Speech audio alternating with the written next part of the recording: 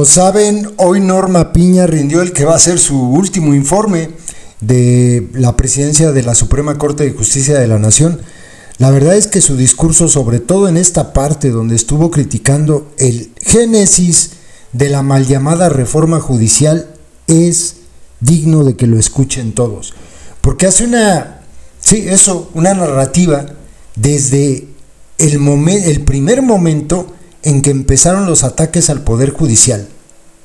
No fue solamente el hecho de que el Poder Judicial actuara como corte, como la Suprema Corte actuara como corte constitucionalista. No. ¿Se acuerdan cuando el gusano quiso extenderle el mandato a Saldívar? Bueno, desde ahí empezó todo. Les voy a dejar dos fragmentitos de esta intervención que tuvo. Esta donde habla de la campaña que se orquestó, y ella lo dice claramente, a través de los medios oficialistas y a través de sus paleros y a través de las redes y a través de todo lo que hizo el gusano en el circo grotesco, los ataques sin prueba alguna en contra de los ministros de la Suprema Corte. Ataques durísimos. Por ejemplo, a Norma Piña le han dicho que es corrupta y que no sé qué tanto, ¿y pruebas? ¿Por qué no la denuncian? Dijo hoy el defensor de los paramilitares de Acteal, Hugo Eric Flores, el mocho ese del cártel de los encuerados sociales, de la ultraderecha mexicana, el aleluyo, el evangélico ese amigo de López, y dicen que son de izquierda, que los primeros juicios políticos van a ser contra los 8 ministros, que pues no son la ministra burra, la ministra militante y la ministra pirata, que los van a llevar a juicio político. Pero bueno, el caso es que obviamente sin demostrar, sin probar absolutamente nada, los acusaron de todo, y no solamente a ellos, a los magistrados, a los jueces. Es muy, muy interesante el discurso que ella dio. Les subo aquí este fragmentito, el que quiere escucharlo completo lo voy a subir al otro canal. Vale la pena. Dura como 40 y tantos minutos, pero vale mucho la pena. Les dejo por lo pronto estas dos partes.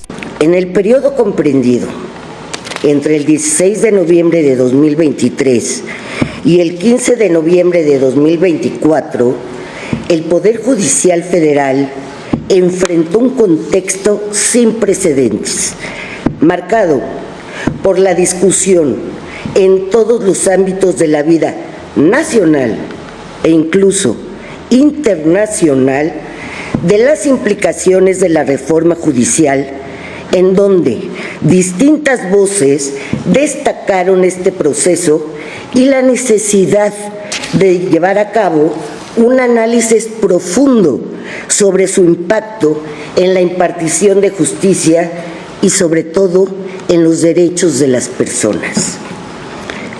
Indudablemente, la reforma judicial presenta enormes retos, pero no solo para las personas juzgadoras, sino para todo México.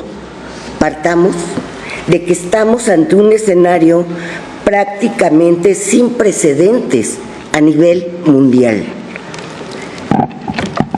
La reforma judicial no es una historia de vencedores o vencidos. Todo demócrata, y con mayor razón, todo servidor público desea lo mejor para su país. No es posible saber, al menos en este momento, cuál será el resultado de dicha reforma. Se necesita, como decía Renato Leduc, de la sabia virtud de conocer el tiempo. Pienso, y al mismo tiempo, así lo deseo, por el bien de mi país, que la expresión exclamada por algunos, sí se pudo, solo tendrá sentido, no ahora, sino cuando, en su caso, los hechos den constancia plena de que está funcionando el nuevo sistema que garantice de mejor manera los derechos de las y los mexicanos. Espero que la finalidad de esta reforma, por el bien de México, no consiste en destruir, sino en construir un mejor sistema de protección de los derechos humanos, un mejor control de regularidad constitucional, un mejor sistema de contrapesos entre los poderes del Estado, todo ello en beneficio de la sociedad y de nuestro país. Pero esto solo se verá con el tiempo, que será cuando la reforma se podrá apreciar y evaluar en su totalidad. No obstante, en lo personal, sostengo que el aspecto medular deriva de que se trata de una reforma con al menos dos evidentes retos de origen. El primero es que se está innovando a partir de una narrativa falsa, infundada, pero repetida tan consistentemente que ha parecido convertirse en verdad. Nos encontramos entonces ante un caso típico de posverdad en el que las apelaciones a las emociones, a las creencias y a los sentimientos han tenido más influencia en la formación de la opinión pública y de los actores políticos que los hechos objetivos y verificados. Una revisión a los acontecimientos del dominio público deja ver con claridad cómo la campaña para la anulación de la autonomía del Poder Judicial Federal para sujetarlo a lógicas electorales y partidistas se intensificó, inclusive de manera violenta, cuando la Suprema Corte de Justicia y sus integrantes actuamos como nos corresponde, como un tribunal constitucional. Pero lo cierto es que la campaña de deslegitimación de personas juzgadoras federales comenzó hace más de 6 años. No debemos olvidar los ataques a jueces y magistrados que desde entonces ya eran constantes. Recordemos que apenas hace menos de 3 años se promulgó una importante reforma judicial que puso énfasis en la carrera judicial, la erradicación de la corrupción y el nepotismo, la formación judicial y de defensores públicos, el fortalecimiento de la Corte como un tribunal constitucional. No se propuso entonces una reforma para las policías, para las fiscalías, para las comisiones de víctimas, para el sistema penitenciario que se encuentra, como todos sabemos, actualmente en ruinas. Los intentos de injerencia sobre la Judicatura Federal llegaron a tales extremos que incluso dentro del proceso legislativo sobre la reforma judicial 2021 se llegó a incluir a través de una reserva para no pasar por un proceso deliberativo parlamentario y en contravención a la Constitución, la extensión de mandato del presidente anterior de esta Corte y del Consejo de la Judicatura Federal para hacerlo coincidir con el cambio de administración sexenal. Y apenas casi 2 años después, cuando la Suprema Corte recuperó su mandato y papel de tribunal constitucional independiente y autónomo, cuando se restauró el respeto pleno a su autonomía jurisdiccional, como siempre debió haber sido, fue entonces cuando algunos medios públicos y todos los medios oficiales se enfocaron en la anulación de la independencia judicial y el desprestigio público de las personas juzgadoras sin nunca presentarse prueba alguna.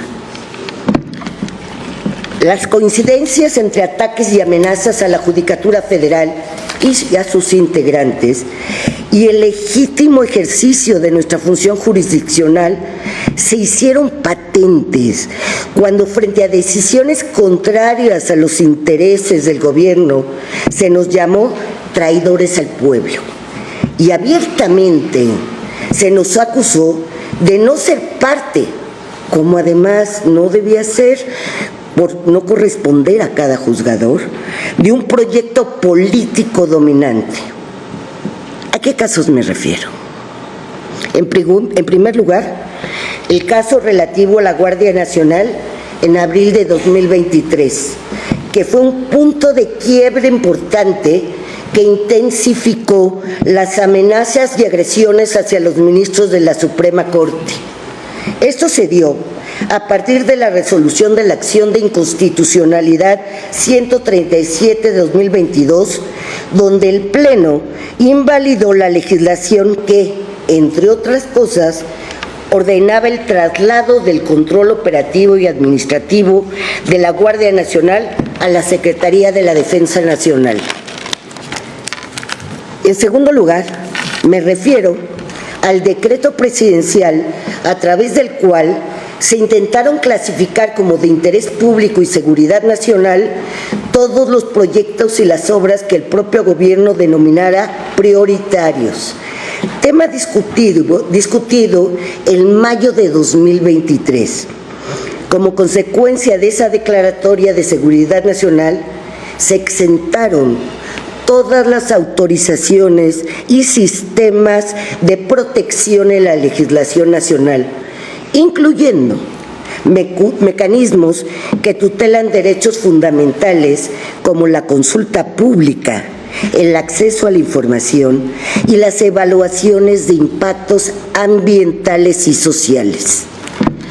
Vale la pena recordar que el mismo día que la mayoría en el Pleno de la Corte votó por la invalidez de este decreto, apenas unas horas más tarde se publicó otro acuerdo reiterando el escudo de seguridad nacional y con ello los mecanismos contra la transparencia, información y participación para obras y megaproyectos del gobierno federal. En tercer lugar, me refiero al denominado Plan B. El 22 de junio de 2023, el Pleno, por mayoría de 9 votos, al resolver varias acciones de inconstitucionalidad promovidas por partidos políticos, legisladores del Congreso de la Unión y el INAI, invalidó la segunda parte del paquete de reformas político-electorales 2022-2023 por violaciones graves al procedimiento legislativo. Cada vez que la Suprema Corte resolvió uno de esos casos, las y los ministros que votamos en contra de lo que el gobierno percibió como contrario a su proyecto político, fuimos acusados de traidores, corruptos, aliados de minorías rapaces y de delincuencia organizada y de cuello blanco. E incluso se realizaron alegorías en ataúdes de algunos de nosotros. Todo ello por ejercer nuestra función como jueces y juezas constitucionales y de cara a la sociedad.